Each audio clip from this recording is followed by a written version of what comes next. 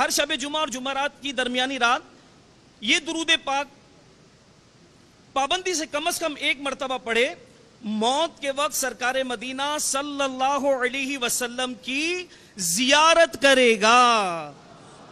قبر میں داخل ہوتے وقت یہاں تک کہ وہ دیکھے گا کہ سرکار مدینہ صلی اللہ علیہ وسلم اسے قبر میں اپنے رحمت بھرے ہاتھوں سے اتار رہے ہیں۔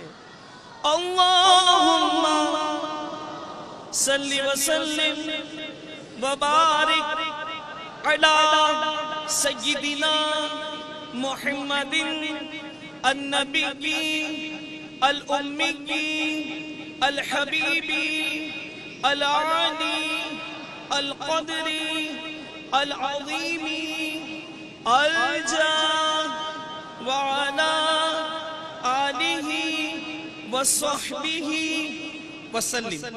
حضرت انس رضی اللہ تعالیٰ عنہ سے روایت ہے کہ تاجدار مدینہ صلی اللہ علیہ وسلم نے فرمایا، جو شخص یہ درود پاک پڑھے، اگر کھڑا تھا تو بیٹھنے سے پہلے، بیٹھا تھا تو کھڑے ہونے سے پہلے اس کے گناہ معاف کر دیے جائیں گے۔ آئیے مل کے پڑھتے ہیں، اللہم صلی علی سیدنا و مولانا محمد وعلا آلہ وسلم۔ جو یہ درود پاک پڑھے اس پر رحمت کے 70 دروازے کھول دیے جاتے ہیں۔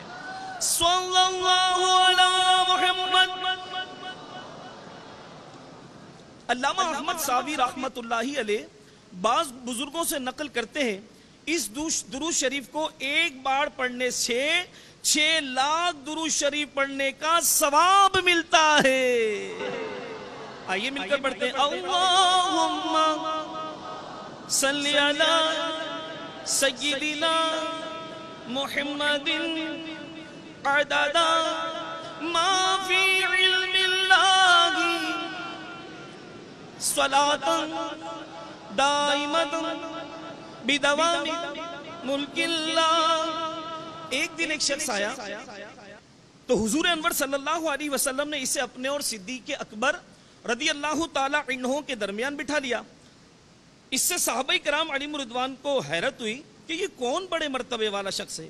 جب وہ چلا گیا تو سرکار مدینہ صلی اللہ علیہ وسلم نے فرمایا، جب یہ مجھ پر درود پڑھتا ہے تو یوں پڑھتا ہے، اللہم صلی علی محمد کما تحب